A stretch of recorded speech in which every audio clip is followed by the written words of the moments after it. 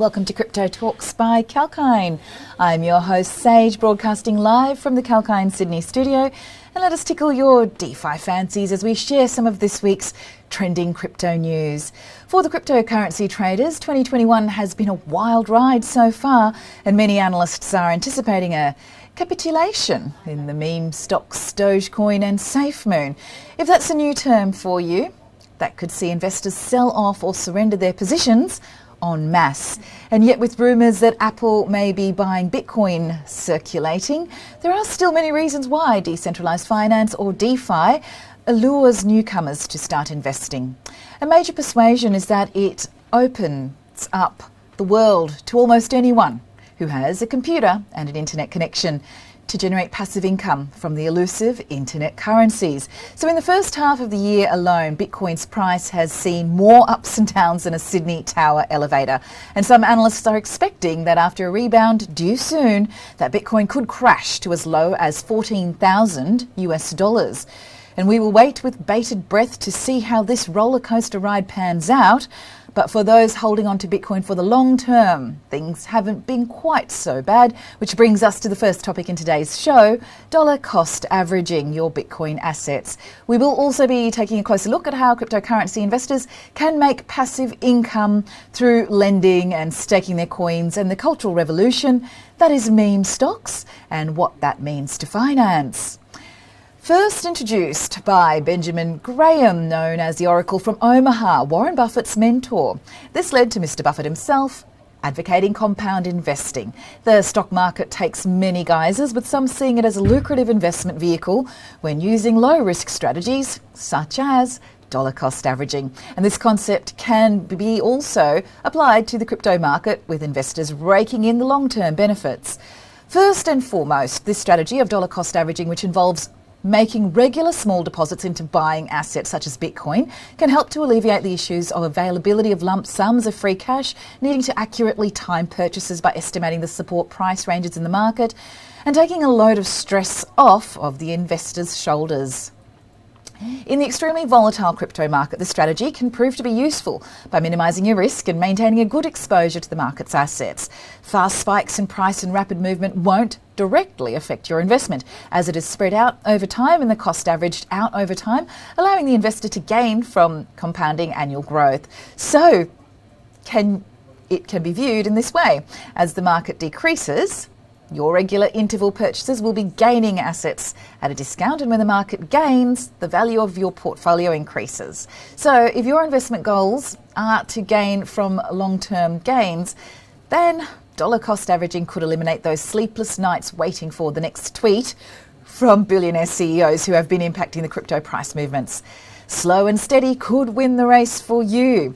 But not all crypto coin holders are keen for the risky trading via exchanges, and some are also making gains through less aggressive strategies, utilising other protocols available through the DeFi network to expand the value of the virtual assets, whether it's their laissez-faire economic inclinations that lead to the shunning of the traditional banking system, or a basic need due to their remote geographical location. Global crypto holders earning annual percentage yields, or APY, on their coin holdings, which outshine most bank savings account returns. Let's take a look at two of these methods now. Beginning with lending. Could it be as straightforward as it sounds? Smart contracts lock in digital assets, allowing users to monetize gains through third-party platforms. This is a highly recognised DeFi activity and made familiar by large platforms like MakerDAO, who specialise in lending protocol. It's gained popularity as there is limited chance of defaulting on repayments. It has been reported that some platforms such as Compound Finance offer APY as high as 8.1%. So borrowers access the loans and the lenders are paid interest accrued through the smart contracts. It's staking taken to the next level, basically. Staking is a method too that we'll look at today. Users who wish to earn passive income from their digital assets are also aiding the crypto markets with needed liquidity through the capital in their virtual assets, earning incentives, and all without the use of the middleman banks. Maybe the traditional systems have a skewed focus, leveraging the corporations instead of the individuals. I'll let you be the judge of that. And you may remember last week when Uniswap's own token Uni surged due to Uniswap's exchange mechanisms being imported onto CoinMarketCap, allowing Ether-based tokens to be easily swapped directly on their site. In a similar method to lending, staking is a process where digital assets are locked into smart contracts, and in a similar structure to savings accounts using blockchain technology, staking crypto coins can accrue interest in the form of blockchain tokens. And similar to Uniswap, other DeFi exchanges offering automated market maker facilities are PancakeSwap with their token Cake, and PPAY or PPay token derived from the Plasma.finance DeFi exchange.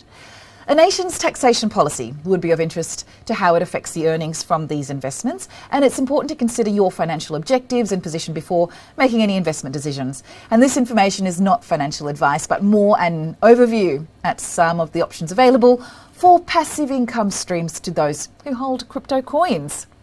Now, due to China's regulations onto the crypto sector, reducing the number of computers on the network significantly, there is now also less security on the network. So, investors should approach opportunities with caution, being aware that there are rug pullers and scammers out there who have intentions of draining liquidity pools by stealing investors' tokens. Because of this risk, portfolio trackers have increased in popularity, such as Zerion and 𝐊𝐴𝐿, that allow DeFi investors to keep track of their wallets over multiple platforms using a single control panel. It has been estimated that close to $30 million in cryptocurrency has been stolen by hackers in this year alone. And now we're due for a short break, but don't move a muscle, as we'll be back with more crypto trending news right after this.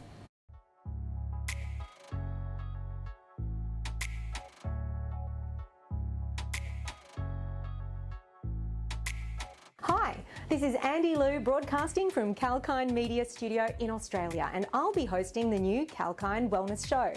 The half-hour show will cover topics from how wellness as a concept has become even more significant during COVID, to how becoming vegan may improve your health, and much more. We are excited to showcase our live streaming show to our audience of millions overseas and in Australia. Tune in to 𝐊𝐴𝐚 TV and join me.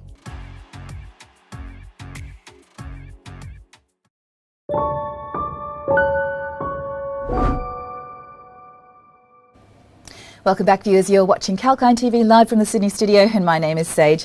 In this, the second part of today's Crypto Talks show, we're going to look at how meme stocks, such as Dogecoin, are changing the face of finance. So art and money is an age-old discussion, and why is not everyone in the world liquid in capital with free-flowing cash?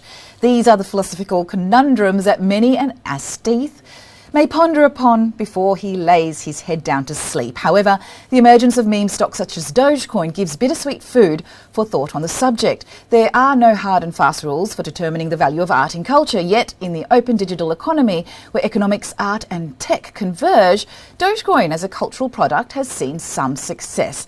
And not only because of its famous fans such as Snoop Dogg, Gene Simmons, Elon Musk and Mark Cuban, raising its value as a financial asset. But how legitimate are its holdings when it was created as a joke in 2013 in a system that is defined by oligarchies and free markets? Maybe it's Dogecoin's ability to steer internet surfers away from online betting and gaming to putting their money into meme stocks instead, where power and numbers can even turn the tables on some of the largest global hedge funds, causing them to lose millions of dollars of investors' funds on trades, as we witnessed earlier in the year 2021. For some professionals, Dogecoin appears to be little different than a Ponzi scheme whose trading volume spiked in little over 24 hours from zero to $3.2 million per month. And owning Dogecoin is about participating in a cultural revolution. It's about being able to offer tips on trades and feel the euphoria of helping others make an easy buck on the side. But for all its obscurity, it's not alone, surpassing other meme coins such as Sex Coin and Barbecue Coin or BBQ Coin, breaking through as a financial asset, while they have fallen by the wayside with the help of its famous advocates. And the uproar from platforms such as Reddit's Wall Street Bets, where influencers such as YouTuber Roaring Kitty garnered interest into the meme stocks such as GameStop stock. And on the back of the famous short squeeze created by a bulk of retail investors buying GameStop stock when global hedge funds had prepared to short the stock, they lost millions of dollars of investors' money. Dogecoin's market capitalisation at its peak was approximately $52 billion, making it more valuable than Barclays Bank, which is valued at $44 billion at the time of writing this.